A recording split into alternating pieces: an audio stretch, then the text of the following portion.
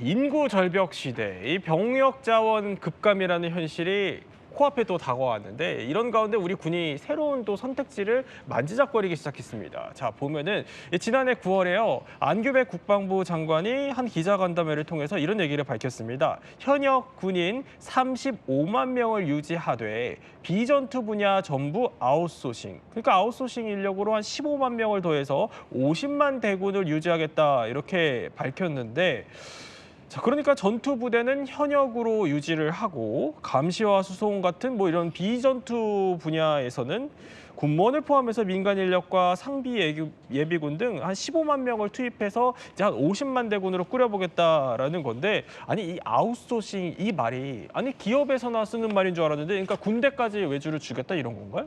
그렇습니다. 사실 우리 주변에도 있습니다. 예. 그러니까 지금 우리 한반도에 주둔하고 있는 주한미군 같은 경우에도 네. 실제 전투에 참가하는 병력을 빼고 이런 전투 병력을 지원하는 사람들은 사실 군무원이라던가 아니면은 계약된 회사의 직원들이 와서 일을 하는 경우가 더 많습니다. 그렇군요. 근데 이렇게 우리가 네. 할 수밖에 없는 이유가 사실 지금 우리나라 전체적으로 인구 절벽이 심각하고 여기 지금 이제 그래프로 나오고 있지만 지금 뚝뚝뚝 지난해 떨어져요. 기준으로만 보면 음. 지금 45만밖에 안 돼요. 그래요. 근데 이게 앞으로 어. 늘어날 일은 없다라는 거죠. 계속 줄 수밖에 음. 없다라는 거예요. 그러면 결국에는 2040년 되면 한 35만으로 더 줄일 수 있다. 그러니까 그러기 위해서는 이걸 어떻게든 좀 커버하기 위해서는 군무원이라든가 아니면 이런 민간 기업들이 네. 전투는 아니지만 지원이라든가 보급에서 좀 도와준다라면 그러면 한 35만 명이라도 어떻게든 유지를 할 수 있겠다라는 걸로 지금 생각들을 하고 있는 걸로 보여집니다. 우리 김 대표가 군사 전문가시니까 개인적으로 또 걱정되시죠? 근데 사실 제가 오늘 이거 나오기 전에 네. 뭐 우리 주변국 어떤 분을 한번 만나서 예. 주변국에 무관으로 계신 분을 만났는데 근데 우리만의 문제는 아닌 것 같아요. 그래요? 지금 동북아 전체가 똑같은 문제를 겪고 있습니다. 자, 이렇게 김대원 평론가도 뭐 개인적으로 걱정을 하고 계시지만 이제 우리나라의 병력난이 얼마나 심각한지 이분도 걱정을 합니다. 자, 보면은요. 일론 머스크입니다. 테슬라 CEO. 자, 한국이 3세대 후에 인구 27분의 1로 줄어든다. 현재 규모의 뭐 3% 수준이다. 이 말이 상당히 인상적입니다. 북한은 침공할 필요 없이 남쪽으로 그냥 걸어서 넘어오면 된다 이 얘기인데 최 교수님. 한 넉넉 잡아 100년 후를 가정을 해보죠. 예. 진짜로 그럼 북한군 걸어서 넘어올 수준이에요. 뭐 그럴 리 있겠습니까? 이게 우리가 이제 병력이 지금 추세로 쭉 그냥 그대로 가면 그럴 일 있을 수 있겠지만 뭐 그럴 일 없다고 보고요. 지금 이제 2차 절벽 위에 반등의 시점이 있거든요. 그래서 그렇게 좀 그게 완전히 비관적으로 볼 필요는 없다고 저는 봅니다. 또 하나 중요한 것은 북한도 인구가 줄고 있어요. 저희만 주는 게 아니고 우리보다는 속도가 낮지만 북한 역시 이제 출산율이 떨어지면서 인구가 줄고 있는 상황이거든요. 그래서 이거는 뭐 단순히 대한민국의 문제 좀 심각하긴 하지만 대한민국의 문제가 아니라 전 세계적 추세예요. 이게 국가가 발전하면서 추산이 떨어지는 현상이죠. 그래서 뭐 100년 후까지 걱정하지 않아도 되지 않을까 싶습니다. 근데 일론 머스크 왜 그런 거예요? 글쎄요. 네, 경고인가요? 어쨌든 우리가 그런 이야기에 대해서 경각심을 가지고 정말 출산율을 올리기 위한 노력을 해야 됩니다. 물론 경각심을 당연히 가져야겠죠. 그런데 아까 이제 김대웅 평론가 설명대로 이 병력난이라는 게 우리나라만의 문제가 아닙니다. 자, 영상 볼까요? 자, 이게 뭐 마치 영화 포스터 같은 장면이죠. 군복을 입고 바이크를 탄 남성이 여성을 안고 있고요. 저 멀리 보면 연기가 피어오르고 헬기도 보입니다. 헬기가 날아가는 모습. 자, 두 번째 한번 넘어가 보죠. 이번에는요. 영상입니다. 영상인데 군용 차량 안에 이제 군복을 입은 남성과 여성이 마치 로맨스 영화를 보는 것처럼 좀 이렇게 행복한 시간을 보내고 있죠. 자, 이게 아니 영화나 영화 포스터가 아니에요? 네, 이 우크라이나의 모병용 이제 동영상인데요. 정확하게는 우크라이나?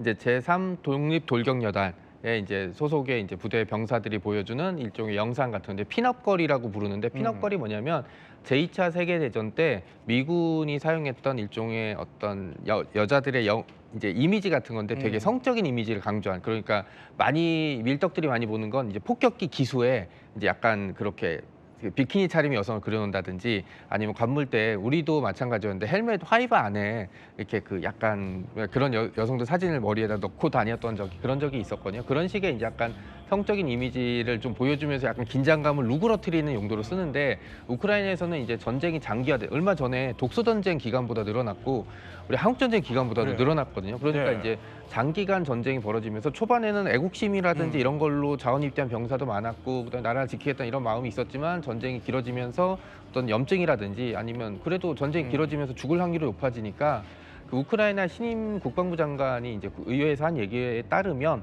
현재 부대에서 허가를 받지 않고 이탈한 병력이 약 20만 그리고 그 병력이 이제 소집영장을 받고도 이제 네. 도망친 이제 소집하지 않은 해외로 도피한 이런 인원까지 다 합하면 10배에 달하는 200만 명이다라는 이제 병력 부족이 이제 심화되니까 이제 러시아처럼 이제 그 죄수들을 동원하기도 하고 그다음 네. 저런 식의 모복 광고. 왜냐하면 우크라이나 좀 특이한 게 우리나라 같은 경우는 이제 그 국방부에서 이렇게 영장을 보내서 이제 징집해서 각 부대로 보내는데 우크라이나 같은 경우는 이제 여단별로 모병을 네. 하기 때문에 저런 식의 영상들이 좀 등장하게 된 거죠. 네. 저런 영상이 등장하기까지 하지만 어떻게 보면 좀 최악의 병로나에 지금 시달리고 있다는 네. 거예요, 우크라이나가. 근데 나라 안에서도 전쟁 같은 일이 벌어지고 있습니다.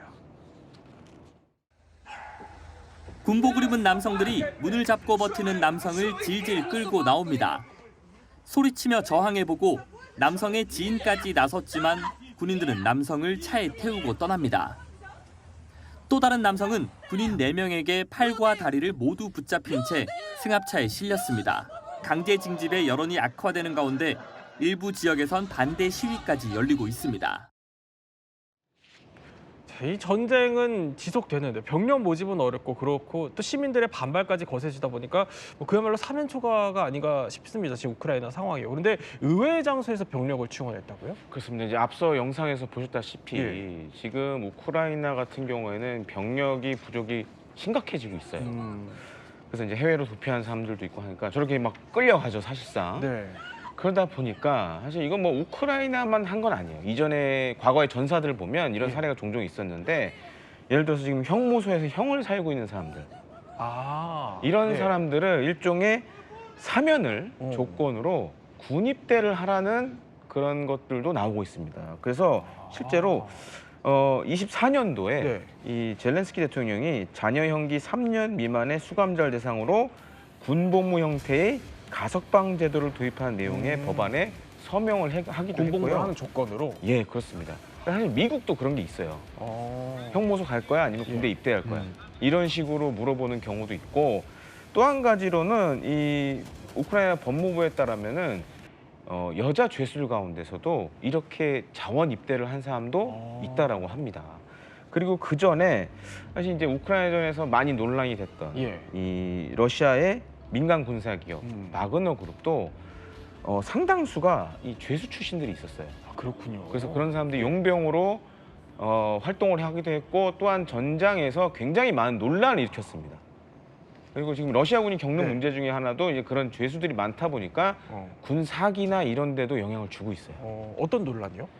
예를 들어서 뭐 민간인 학살에도 과감히 뭐 하는 경우도 있고 또 한 가지로는 뭐 약물을 복용한다던가 이런 문제들도 굉장히 심각하게 이루어지고 있는 상황입니다. 그리고 죄수를 징집하다 보니 이제 뭐 그런 문제들까지 불거질 수 있다는 건데 최근에 이 러우 전쟁을 보면서 어떻게 보면 세계 많은 나라들이 얼마나 이게 병력이 중요한지 또 군사력이 중요한지 다시 한번 느꼈을 것 같지만 그런데 현실은 좀 녹록지 않습니다.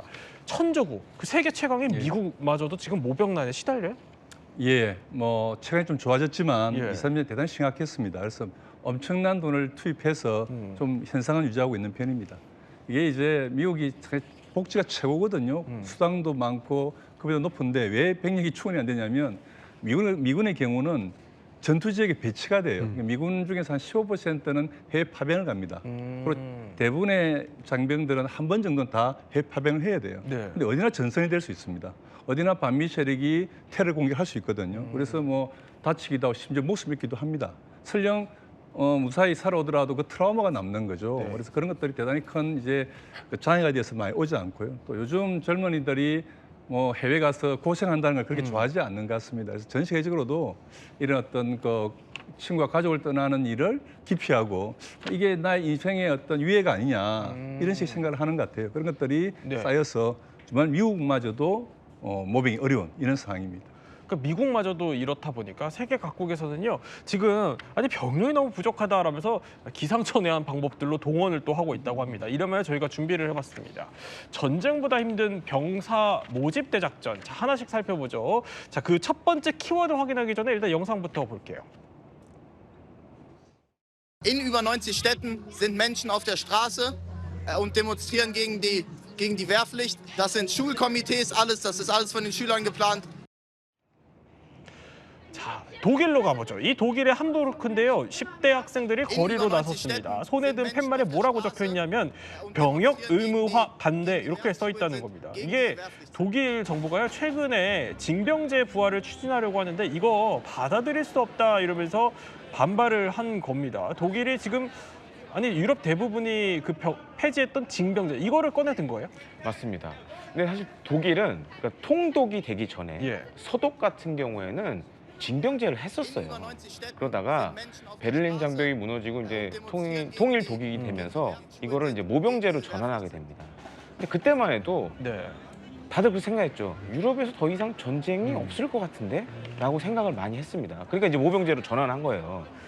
그러다 보니까 사실 이제 뭐 지금 영상으로 나오고 있지만 반발이 만만치 않죠. 그리고 사실 동북아 지역에서는 모병제를 대부분 다 하고 있죠. 중국도 모병제고 대만도 모병제고 일본도 모병제인데 제가 이제 대만군 훈련을 많이 갔었거든요. 근데 가서 대만에서 국방부 출입하는 기자들이 공통적으로 한 얘기가 있어요. 뭔데요? 저하고 이제 형 동생 하는 예. 기자인데 저한테 형 한국은 절대 모병제 하면 안 돼. 왜냐 대만이 모병제 해보니까 병력이 생각한 것만큼 모이지가 않아요. 그래서 뭐 여러 가지 뭐 인센티브 제도도 만들고 하는데 그래도 가기 싫죠. 그렇게 억압된 생활을 하느니 그냥 사회생활 하는 게 낫다라는 것도 많고 그다음에 독일 같은 경우에도 지금 Z세대들이 이 강제 징집에 그리고 이전 세대들은 다 모병이었는데 왜 우리만 징집을 해야 되느냐 그렇게 당연히 거부감이 느껴지죠. 그러니까 이전 세대라고 하면 정명수 작가. 그러니까 네. 독일 입장에서는 그러니까 이렇게까지 강하게 반발하는 이유가 이전 세대랑 비교하면서 그런 반발심이 나온다는 얘기네. 그러니까 우리 아버지 세대도 안 했고 나도 안 하고 있는데 내가 갑자기 이걸 하라 그러면 모든 사람들은 나에게 갑자기 주어진 의무는 모두 다 싫어하거든요. 여기 이제 독일에 시위를 벌였던 게 이제 Z세대라고 부르는 이 세대인데 이 세대들이 반발하는 내용이 뭐 이런 식입니다. 노인들을 위한 연금이 연방 예산의 4분의 1이나 차지하고 있는데 아니 내가 왜 여기 노인들을 위해서 가서 죽느냐? 왜 우리가 하냐? 네, 그리고 러시아 싸움에 죽느니 그냥 러시아 전령에 사는 편이 낫다. 그리고 전쟁 나면 나는 그냥 독일을 떠나서 해외에 있는 조부모에게 갈 거다라는 식. 그러니까 이런 식의 저항을 할 수밖에 없었던 이유가 얘기했던 대로 지금 모병제에 있던 게 익숙해졌던 세대. 그러니까 징병제를 계속 유지했다고는 하지만 이미 90년대부터 독일은 이게 어떻게 보면은 모병제와 징병제 사이. 그러니까 징병제라는 게 그런 거잖아요. 특정 연령대에 있던 모든 남성들을 이제 군인으로 징집하는 대표적인 게 대한민국이었는데 독일 같은 경우는 90년대부터 이미 서서히 그 모병제로 전환하려는 움직임을 보이고 있어서 징병 연령대가 된다 그래도 모두 다 징병을 하진 않았거든요. 그래서 한 20만 명대 정도로 이제 인구가 독일 인구가 지금 9천만 정도 되는데 20만 정도로 줄였다는 얘기는 사실은 모병제에 가까운 징병제였었는데 이걸 갑자기 징병을 한다고 얘기를 하니까 사람들은 이제 내가 안 했던 걸 왜 해야 되지라는 그런 식의 반발이 거세진 거죠. 네. 왜 우리만 희생하냐? 결국 이런 반발인 거예요. 이런 반발이 커지니까 그럼 독일 정부도 뭔가를 하겠죠. 그 해법이 나왔다는데 바로 이 해법이 나왔다는 겁니다. 입대머니. 아니 이 입대머니는 뭔 말입니까? 예, 입대머니는 그냥 입대 보상금 같은 겁니다. 이 영어로는 enlistment bonus라는 말을 쓰거든요. 이게 이제 독일도 그렇고 미국도 그렇고 이 모병이 어려우니까는 대거 예산을 투입해서 정말 지원만 하면 목돈을 주는 겁니다. 그래서 미군이 최근에 주는 게 5만 불까지 줍니다. 우리 요즘 환율이 올라서 7,500만 원이죠. 입대만 하면. 그리고 이제 그 외에도 많은 돈을 주고요. 독일도 지금 자원 입대하는 신병들에게 거의 뭐 월급을 460만 원대 주고요. 뭐 이전보다 한 130만 원, 40만 원 늘었습니다.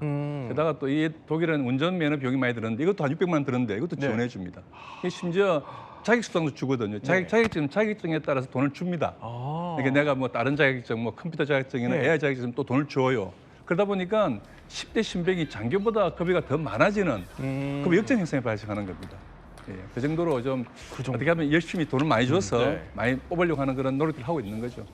아니 그러니까 연봉 한 5천에 600만 원 정도 넘게 드는 운전면허 비용까지 이제 국가가 내준다는 겁니다. 이제 우리와 비교를 해보죠. 우리 군인 월급과 비교해 보면 어떻습니까? 우리하고는 이제 비교 대상이 안 되죠. 네. 비교 대상이 안 되는데 사실 우리 군도 뭐 지금 징병제를 하고 있지만 예. 그동안 그런 여론들이 많았잖아요. 우리가 이제 국가에 봉사하는 것만큼에 비해서는 봉급이 얼마 안 됐다. 그래서 점차적으로 이거를 늘리고 올려왔습니다. 있죠. 예. 그래서 지난해 이제 병장 기준으로 하면 거의 이제 200만 원 돈을 이제 받는 거거든요. 근데 저도 사실 우려했던 건데 이렇게 올려주는 건 물론 당연한 일이지만 네. 그렇게 되면 직업을 군인으로 하는 사람들은 엄청난 피해를 받게 되겠죠. 직업군이? 예. 왜냐하면 지금 잘 보시면 예. 하사 월급하고 병장 월급하고 큰 차이는 없어요. 이렇게 되면. 그러다 보니 이제 최근 일어난 현상 중에 하나가 직업 군인을 하려고 했던 사람들이 아니, 이럴 바에는 그냥 징병제로 군대 빨리 갔다 오고 사회에 나갈 준비를 하는 게 낫지 않겠냐. 그러다 보니까 지금 어떻게 보면은 부사관과 장교들을 이 선발하는 과정에서 예. 문제가 계속 인원이 줄어요. 네. 그래서 이게 지금 큰 문제가 되고 있는데 그래서 지금 우리 군도 여러 가지 인센티브 제도도 만들고 네. 또한 월급도 그래도 뭐 중견 기업 이상 수준으로 높이려고 노력을 많이 하고 있습니다. 그렇군요. 자, 그러면 이제 두 번째 또 대작전 해결책이 있다고 합니다. 전쟁보다 힘든 병사 모집 대작전. 두 번째 해결책은요. 뒤에 떴습니다. 로봇 부대라는 건데. 그러니까 이게 이제 AI와 뭐 기술이 계속 발전을 하면서 이게 더 이상 먼 미래의 얘기가 아니라는 겁니다. 특히 이 로봇 강국 중국에서는요. 이미 이런 무인 전력들이 군사 훈련에 등장을 하고 있습니다. 영상으로 볼까요? 중국 인민해방군의 수륙 양용 전차 수십 대가 해안으로 접근합니다. 공격을 받자 곧바로 드론을 날립니다. 대형 드론으로 상대 진지를 정찰하고 자폭용 소형 드론으로 폭격합니다. 지상에선 늑대 로봇들이 사람보다 먼저 진격하고 동태를 살핍니다. 5개의 열화상 카메라와 레이더를 장착한 늑대 로봇은 정찰, 공격, 무기 보급 등을 담당합니다. 자, 저게 뭐냐면요. 대만 상륙 가상 작전 모습입니다. 그런데 보면은 뭐 드론에 늑대 로봇까지 위력이 어마어마해 보입니다. 특히 늑대 로봇 이거 위력이 어느 정도인데요? 지금 잘 보시면 예. 중국의 일종의 해병대라고 할 수 있는 부대와 같이 지금 훈련하는 모습입니다. 그러니까 보통 저도 이제 상륙 작전 훈련하는 걸 많이 가보면 네. 느꼈던 점이 뭐냐면 이러다가 많이 희생자가 발생할 수 있겠구나. 라는 생각이 많이 드는데 저렇게 사람과 로봇이 같이 유무인 복합으로 작전하게 되면 위험한 지역은 로봇이 먼저 가겠죠. 그리고 거기에 무장이나 이런 걸 달면 이런 로봇들이 먼저 적을 공격하고. 네. 그럼 중국이 저런 걸 왜 할까요? 그러니까 중국도 한 가지 문제가 있습니다. 지금 10억이 넘는, 그러면 세계에서 인구가 제일 많은 나라 중에 하나인데 2030년이 넘어가면 이 13억, 14억 되는 인구가 10억 미만으로 줄어든다는 얘기가 있어요. 중국도 줄어요? 예, 왜냐하면 지금 저도 이제 실제 뭐 베이징이나 상해 가보면 학교들이 문 닫는 데가 점점 늘어나고 있어요. 초등학교라든가 이런 학교들이 문 닫는 데가 늘어나고 있고 네. 유치원도 없어지는 데가 많다고 그래요. 그러니까 그 정도로 지금 사실 동북아에 있는 국가들, 뭐 이게 뭐 세계 여러 나라, 선진국도 다 겪고 있는 문제지만 네. 인구 절벽 문제가 심각하다 보니 중국군도 더 이상 이렇게 했다가는 사람으로 이거 다 대체 못한다. 그러니까 이제 중국이 잘하고 있는 로봇을 어떻게 보면은 군에 계속 투입을 시키는 작업을 하고 있는 겁니다. 아니 그러면 이런 뭐 드론을 포함한 AI 전투 로봇들 이런 게 정말 현실적인 대안은 될 수 있는 거예요, 김 대표님과? 물론 이제 일부 사람을 대체할 수 있는 그런 효과는 있습니다. 그러니까 위험 지역에 예를 들어 로봇이나 이런 것들이 먼저 들어가게 되면 사전에 적이 어디 있는지를 알게 되고 그러면 아군의 희생이 줄어들겠죠. 그리고 로봇 같은 경우에는 뭐 아프거나 이러진 않잖아요. 그러니까 그렇죠. 그런 예. 측면에서 뭐 24시간 이렇게 활동도 가능하고. 그러니까 지금은 경계 임무라든가 이런 사람이 오래 하기 힘든 것들은 이제 로봇들이 좀 대신할 수 있지 않을까 이렇게 보여집니다. 자, 그러면 세 번째 해법으로 한번 넘어가 보도록 하죠. 이번에는 전쟁보다 힘든 병사 모집 대작전. 세 번째 해법은요. 자, 노병이 돌아왔다라는 건데 일단 요거는 영상으로 한번 준비를 해봤습니다. 영상 한번 볼까요? 50대부터 80대까지 머리가 희끗한 어르신들이 모여 시가지 전투가 한창입니다. 모형 항공기 안에서도 추격전을 이어갑니다. 부대원 소용들은 전투에도 사용 가능한 다목적 드론 교육도 받습니다. 첨단 기술로 전쟁 중 적을 포착해 바로 공격할 수 있도록 준비하는 겁니다. 바로 2023년에 세계 최초로 창설된 장노년 민간 예비군 단체 시니어 아미입니다. 자, 사실 오늘 우리 최영진 교수님 특별하게 모신 이유가 바로 여기 있습니다. 우리 이 시니어 아미라는 거를 기획하고 또 공동 대표까지 지금 예. 맡고 계신 걸로 알고 있어요. 일단 이 시니어 아미라는 게 어떻게 모이게 된 거죠? 예, 저희들이 이제 그 친구들끼리 서너 백끼 뭐 식사하다가 그 당시에 우크라이나 러시아 전쟁 때 병력이 부족한 이야기가 많이 나왔어요. 우리나라도 병력 부족으로 고민하고 있을 때라서 야, 이거 우리라도 가서 국가를 위해서 좀 이거 총을 들어야 되지 않느냐는 얘기가 아주 농담처럼 나왔습니다. 근데 그러다 그때 다들 중에 몇 분은 또 네. 이제 은퇴하신 분이 있어가지고 그분들이 나서서 직접 이제 조직을 만들기 시작했던 거죠. 나이 젊었을 때는 이야기하다도 못했을 건데 일단 진행되었습니다. 아니 그러면은 일단 이게 어떤 이유로 좀 가입하게 되고 가입 절차나 이런 것도 어떻게 되나요? 예, 아주 뭐 가입은 되게 일반적인 사단법에 동일한 거고요. 네. 저희들이 그 이제 저희 취지를 이해한 매체에서 많이 보도를 해주셨고 또 특히 중요한 게 예비군 훈련을 참가를 했습니다. 예, 예비군 네네. 훈련장에 가서 직접 이제 지금 현재 저기 화면에 놓는 것처럼 마일 장비를 착용한 훈련을 했고요. 그것들이 보도가 되면서 많은 시니어들이 회원을 가입했습니다. 그러면 지금 입영 대상과 잠재적 시니어 아미까지 하면 691만으로 자 이렇게 그렇죠, 예. 추산이 된다라는 건데 이 시니어 아미는 그럼 원하면 누구든지 들어갈 수 있는 건가요? 예.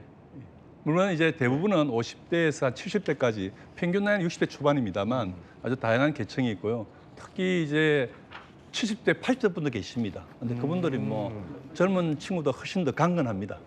그렇군요. 예. 강건하다라고까지 표현을 해주셨는데 아니 사실 뭐 보면은 훈련들도 이렇게 받잖아요. 그러면은 맞습니다. 좀 예. 어려운 훈련들도 있을 것 같거든요. 어떤? 저희들이 저기 보시는 것처럼 화면에 놓는 것처럼 예비군 훈련을 받았거든요. 거의 이제 일반 예비군과 거의 비슷한 수준의 훈련에 참가했습니다. 그리고 시가지 전투도 했고요. 근데 실제 시가지 전투할 때도 이게 적군으로 있는 대항병이나 대항군이라 그러죠. 네. 기관병과의 대항군 전투에 저희들 이기기도 합니다. 그만큼 실제 전투 능력이 있다는 걸 보여주었고요. 네. 또 심지어 어떤 여성 회원들은 총을 한 번도 써본 적이 없는데 앉아서 그 총으로 따박따박 쏴서 5명을 사살하는 그런 전까지 올리시더라고요. 그러니까 이게 지금 무기 체계에서는 뭐 이렇게 아주 군 경험이 없더라도 충분히 이렇게 경계전이라든지 이런 기본적인 전투는 수행할 수 있지 않나 싶습니다. 아니, 총훈련 같은 거는 사실 그거 좀 익숙해야지 할 수 있는 거잖아요. 예. 그래도 그렇게 좀 기술적으로 하실 수 있는 분들이 꽤 있으시다. 꽤 많습니다. 지금 뭐 저희들 나이에 은퇴하신 분들, 예. 저희 친구들 보면 상당히 강건하거든요. 그리고 뭐 늘 산에도 가고 또 이제 뭐 올레길 다니면서 건강을 유지하고 있습니다. 아마 인류 역사상 처음으로 건강하고 시간 있는 60대가 탄생한 거예요. 역사상 처음으로. 역사상 처음. 예, 그렇죠. 예전에는 다 네네. 뒷방 할머니 할매였죠. 뭐. 예. 예. 아니 그런데 사실 보면은 지금 뭐 자발적으로 이렇게 모이신 거긴 하지만 뭐 재원 마련, 운영 마련 이런 게 보면은 드론이나 이런 장비들 같은 거 예, 갖추기가 예. 쉽지는 않을 것 같거든요. 예, 그건 좀 비싸긴 하지만 기본적으로 저희들이 뭐냐면 조건 없는 헌신입니다. 국가에 부담 주지 않는 게 목표입니다. 그래서 모든 게 자비 부담이에요. 저희들 예비군 훈련 갈 때도 저희들 비용으로 예. 보험 들고요. 그다음에 밥값도 저희들이 다 n분의 1로 합니다. 뭐 총이나 이런 것들은 다 군에서 전해줘야 되는 거지만 네. 기본적으로 국가나 젊은 사람에게 부담 주지 말자. 우리가 순수하게 우리의 시간과 건강을 국가를 위해서 뭐 기여하는 네. 헌신할 수 있는 기회만 줘도 좋은 거죠. 이제 그런 마음을 가진 분이 꽤 많다고 저는 봅니다. 좀 실제 회원 가입 많이 하고요. 근데 아무래도 이렇게 자발적으로 또 모이시게 되는 거는 그만큼 국제 정세가 또 불안하고 맞습니다. 또 이제 뭐 어떻게 보면은 북한도 핵실험을 연달아서 하고 있고 뭐 이런 국제 정세가 지금 불안한 거를 보면서 남다르게 또 그런 기분이 드셨기 때문도 아닐까요? 예, 그런 것도 있고요. 가장 중요한 것은 지금 젊은 세대에게 너무 많은 부담을 주고 있다. 그리고 지금 시니어들이 건강하고 시간도 있는데 충분히 할 수 있는 능력이 되거든요. 그래서 우리가 우리 공동체를 위해서 시니어들이 뭘 할 수 있을까는 고민입니다. 일종의. 그래서 시간 남고 건강한 시니어들이 자기 시간을 내서 좀 더 기여를 하자. 이런 부분이 강합니다. 그런데 사실 이 시니어 아미가 정말 대체가 될 수 있는 건가, 병력 대체가 될 수 있는 건가를 두고는 사실 우려의 목소리도 적지는 않아요. 그래서 저희가 한번 준비를 해봤는데, 자 보면은 이렇게 노인은 다쳐도 회복이 잘 안 되고 또 반응 속도도 느려서 군인에 부적합한 거 아니냐라는 이런 의견들도 나온다는 겁니다. 그러니까 체력이나 이런 어떻게 보면은 실제 전장에서의 인지 기능 이런 거에 대한 우려들도 있는 거거든요. 예, 근데 실제 이제 그게 그 노인 전체보다는 저희들이 추구하는 그 시니어 아미는 네. 대단히 체력적으로 건강한 분들이에요. 그러니까 예. 모든 사람이 된다는 건 아닙니다. 그래서 아마 이제 우리가 기회가 돼서 경계 근무나 이런 걸 하게 될 때는 거기에 필요한 체력 요건을 정하고 그 체력 요건을 달성한 분들만 참가를 해야 되겠죠. 근데 저는 지금 전쟁이 이전과 달리 대단히 판단력과 그다음에 인내력이 필요한 것들이 많아지고 있기 때문에 네. 예전과 같이 근육 중심의 전쟁이 아니거든요. 그래서 충분히 지금 저희들 강건한 60대 시니어들이 이게 국가 안보에도 국방에도 기여할 수 있지 않을까 이렇게 생각합니다. 한 가지만 더 여쭤보면은 물론 이렇게 너무 좋은 점이 많지만 일각의 이제 우려들이 또 나오는 것 중에 하나는 이게 이제 전장에서 만약에 투입이 됐다라고 가정을 했을 때 사실 이제 연세가 있으신 어르신들이다 보니까 이제 젊은 현역 군인들과 같이 싸우게 될 때 그 위계 질서라고 해야 될까요? 그런 거에 대한 문제도 생기지 않겠냐는 의견들도 있어요. 예, 근데 이제 사실 따지고 보면 나이에 민감한 건 전문이지 나이 들면 나이에 별 민감하지 않습니다. 왜냐면 우리는 살아오면서 자기보다 어린 사람 밑에서 많이 있어봤거든요. 그래서 오히려 역할과 직책에 충실하고 충분히 수용합니다. 그래서 저희들이 예비군 훈련할 때도 일반 젊은 실제 예비군보다 저희들이 훨씬 규율이 있고 체력 움직입니다. 그 정도 생각이 있는 분들이죠. 그래서 저는 뭐 그거는 기울할 생각을 하고 예. 이제 어떤 시범 사업 같은 걸 통해서 한번 기회를 주면 아마 우리 사회 병력 부족 문제에 상당히 중요한 어떤 대안이 되지 않을까 이렇게 생각합니다. 자, 이렇게 자발적으로 어떻게 보면은 애국심으로 똘똘 뭉쳐서 이제 활약하고 계신 시니어 아미 분들의 얘기를 들어봤는데 이제 그런 군사 전문가로 보시기에는 이런 시니어 아미가 어떻게 보면 지금 부족한 이 병력난에 조금 해소에 도움이 될 거라고 보십니까? 충분히 도움이 될 거라고 생각이 되고요. 다만 이제 좀 아쉬운 점은 우리 국방부나 군이 이러한 그 시니어 아미 같은 것들을 어떻게 제도화하고 그다음에 법제화를 하느냐 이 문제가 남아 있습니다. 그리고 지금은 우리나라의 평균 수명이 계속 늘어나고 있어요. 그렇게 따져보면 예를 들어 동원 예비군 훈련이라든가 예비군 제도도 사실은 늘어난 수명만큼 뭔가 바뀌어야 되는 부분이 분명히 있습니다. 그리고 또 한 가지로는 우크라이나전을 통해서 확실히 느껴졌지만 우크라이나가 핵은 없잖아요. 하지만 결국에는 병력으로 버티고 있는 거예요, 이게. 그런 측면에서 이러한 제도들을 좀 군과 국방부에서 잘 만들어주면 네. 우리도 어떻게 보면은 우리만의 억제력을 또 새롭게 얻게 되는 거죠. 최 교수님, 우리 시니어 아미 얘기도 쭉 해봤지만 이제 근본적으로는 어쨌든 간에 이 병력난 해소를 우리도 대처해야 된단 말이죠. 예. 교수님으로서 보시기에는 근본적인 대안이 뭐가 될 수 있을까요? 첫 번째는 사실 문재인 시기를 정확해야 됩니다. 부족이란 말은 뭔가 모자란다는 이야기지 않습니까? 기준이 분명해야 되거든요. 지금 우리 군의 제일 문제는 뭐냐면 정말 우리 군 국방에 필요한 병력이 어느 정도 규모인지에 대한 판단이 제대로 안 쓰고 있다는 겁니다. 그 판단이 있어야 그다음에 부족한 부분이 나오는 건데 지금 그냥 50만, 뭐 60만 이런 어떤 이야기를 하거든요. 그래서 저는 부족에 대한 대안도 많이 해야 되겠지만 지금 제일 문제는 뭐냐면 우리는 어떻게 국가를 지킬 것이며 어떤 네. 작전 개념으로 해서 어느 정도 병력이 필요한지에 대한 판단 이게 정말 생겨야 된다고 봅니다. 네, 또 세 분과 함께 전 세계가 겪고 있는 병력난의 해법 그리고 그 현실까지 몰랐던 이야기 한번 살펴봤습니다.